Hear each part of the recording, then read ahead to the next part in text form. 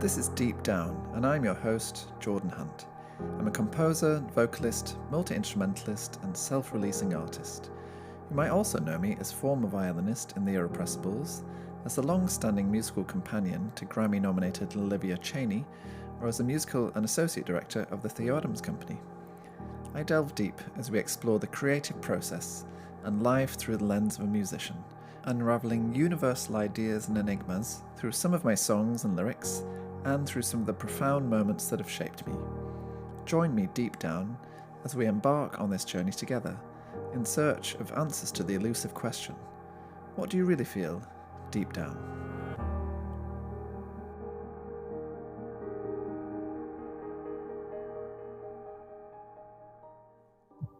In today's episode, I take a deep dive into my song I Once Cared from my debut EP, Long Lost.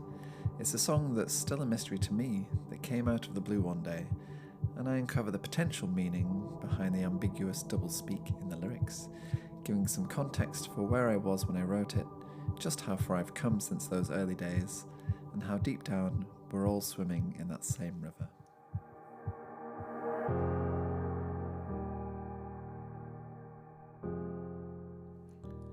Welcome, listeners. Thank you so much for joining me deep down for another deep dive into my back catalogue, this time with my song I Once Cared, the third track on my debut EP Long Lost, which is sort of a mystery to me. That will actually mark the fourth deep dive of all the songs on Long Lost. You can go back and listen to the other episodes on Mother, Peter, and what's the other one? Don't Fly Too Far. I'm doing this episode now as it marks 6 years roughly since its release in 2018. But I have to admit I had no great compulsion to go deep because it feels very much like going into the unknown, as the Disney firecracker of a song goes. It's such a strange song.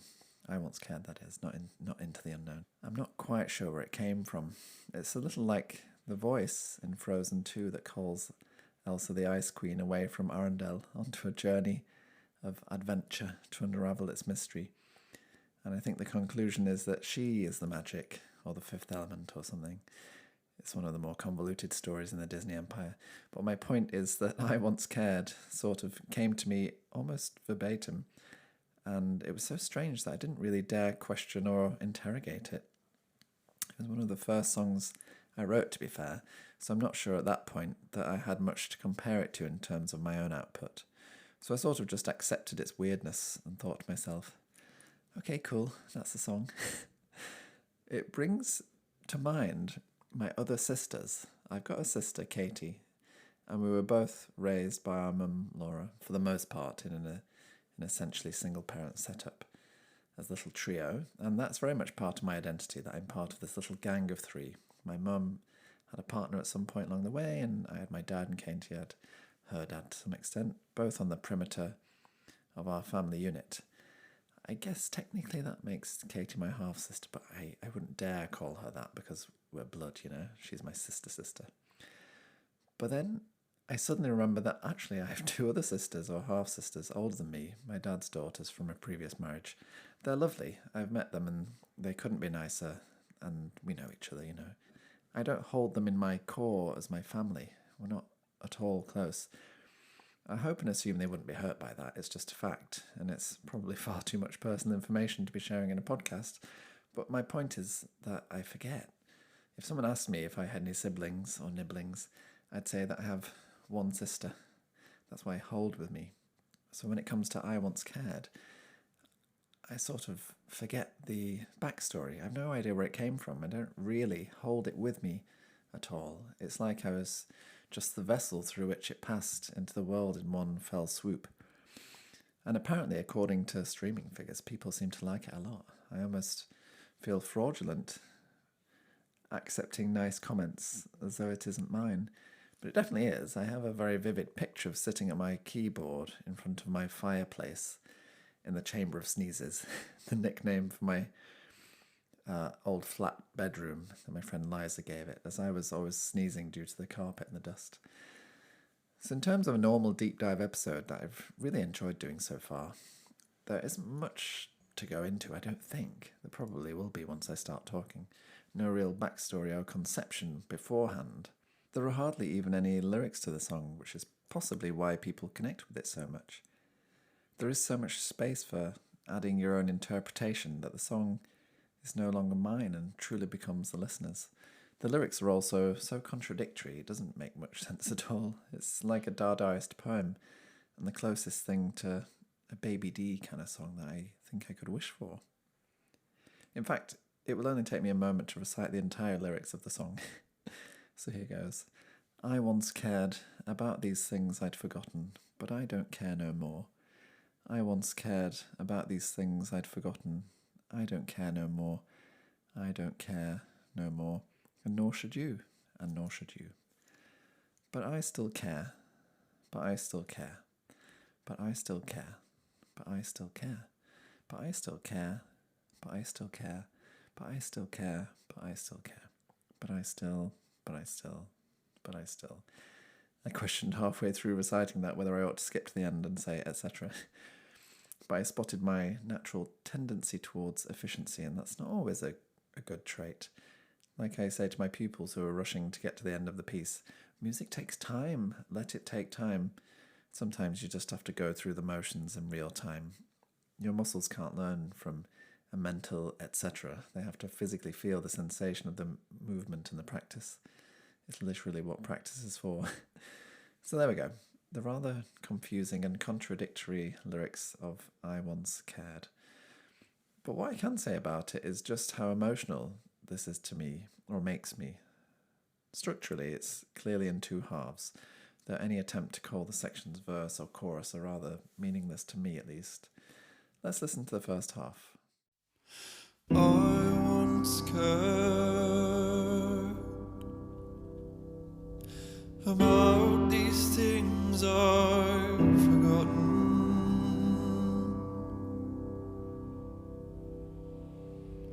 but I don't care no more.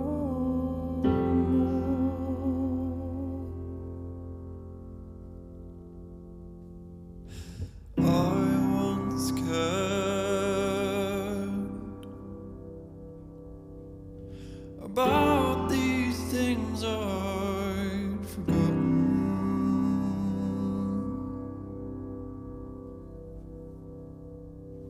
I don't care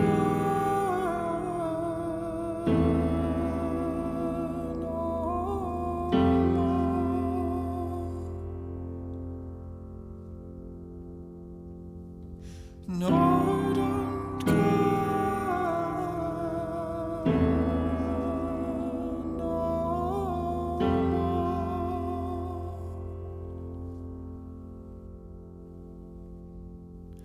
And no should you.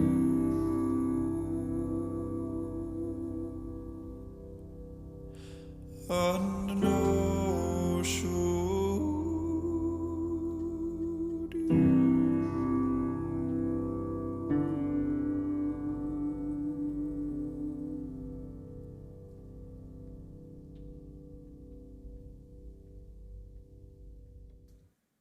I do love the melody, which, in the same way as my song Peter, is sort of a folk melody that would probably work a cappella without accompaniment, and that is never the same twice, even when it's repeated or the lyrics are repeated. And the lyric repetition is very simple in its way. There is in fact almost no accompaniment to the whole first half of the song when you think about it. The only introduction before the song starts is the in-breath before I start singing. When it came to arranging it, the only honest thing I felt I could do was to add a piano chord to frame whatever syllable or vowel I was singing. There is no real internal pulse or drive or propulsion. It's a true recitative in free time. That was thrown into light when it came to recording it, as for the sake of multi-tracking and doing multiple vocal takes with a guide track, there was no BPM or metronome to the song. It was just free as it came, which made it very difficult to sing without just doing a live take with the piano, which was obviously terrifying. because, you have to get everything right at the same time. What strikes me as foreign, though, is the level of cool detachment that I don't really recognise in myself. Maybe others do, I don't know. The whole conceit of, I once cared, but I don't care no more. Even the way I sing I don't care no more rather than I don't care anymore, it doesn't really sit with my natural grammatical correctness or my general attempt to see things from the positive side, or from both sides. I mean, it definitely sees things from both sides. My reaction whenever anybody says, whatever, or if I catch myself saying that on a rare slip of the tongue is, you don't mean that, surely. Surely you care. Surely you care so much that you're hurt and saying whatever is just a mask for that pain. So these lyrics that came out of me, I once cared about these things I'd forgotten. Maybe I just need to ascribe it to my terrible memory, like in the fact I actually have 3 sisters, not just one. Or perhaps I once cared about that hurtful thing you said to me that I've since let go of and forgotten and moved on from. I don't care no more. It's like I'm trying to convince myself with a solid, calm, cool in the piano, just these simple, immovable chords, statuesque, like nobody is going to change their opinion. I said it, that's it. And the nail in the coffin, and nor should you. You shouldn't care either. For whatever reason, I feel the need to control the narrative, to mask my own hurt about whatever it was. And I honestly can't remember if I was thinking about a particular situation or just a general state of being. If I think back to when I wrote it, I imagine it was because my then would-be boyfriend Peter had probably slept with someone else or some other people, and I was so numb to the fact of it repeatedly happening, because that was not what I'd signed up for, that I just didn't care anymore, or so I told myself. It was too painful to care. So maybe this song is about denial, and I'm so in denial about it I couldn't see it in quite so simple terms.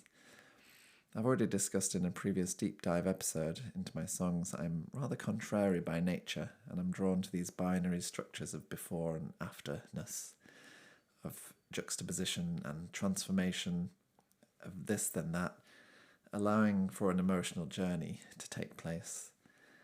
And had the song gone on in this vein, this opening vibe or attitude, I'm not sure it would have hit such an emotional curveball out of the park as it does, because effectively the first half of the song stops and the second half replies rather emotionally and vulnerably.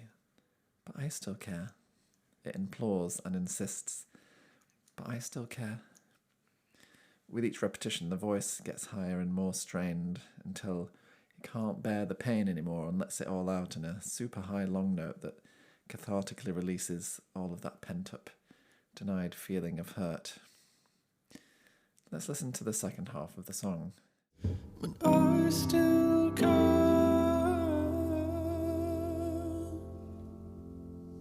But I still care.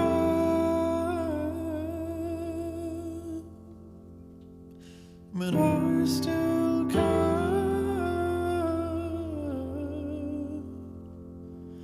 But I still care.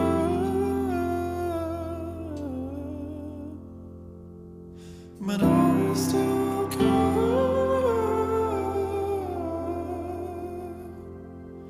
But I still care.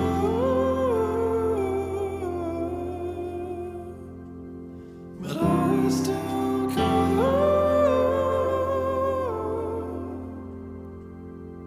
But I still care.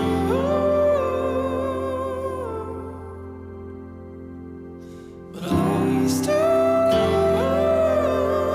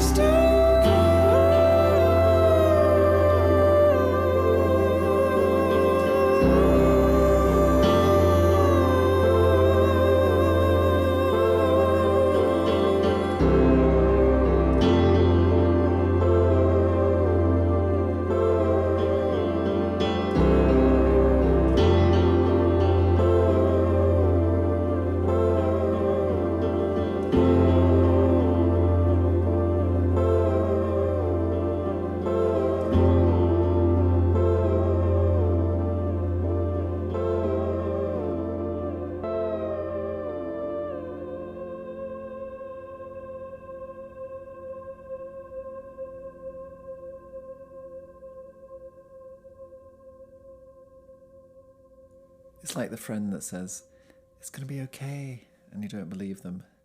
And then they say it again and again. And eventually you start to hear them and believe it's a possibility.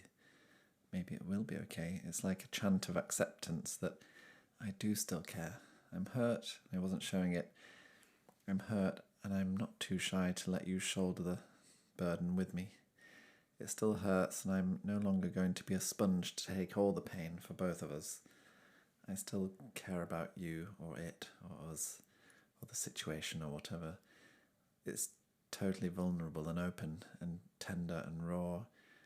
And quite frankly, I'm amazed that I wrote it, not because I'm emotional or unskilled, but because it's so simple. And if I've shown anything from these podcast episodes, it's that I'm a natural overthinker. And that whatever clarity hit home to be able to write this song was totally instinctive and unfiltered from logic or overthinking.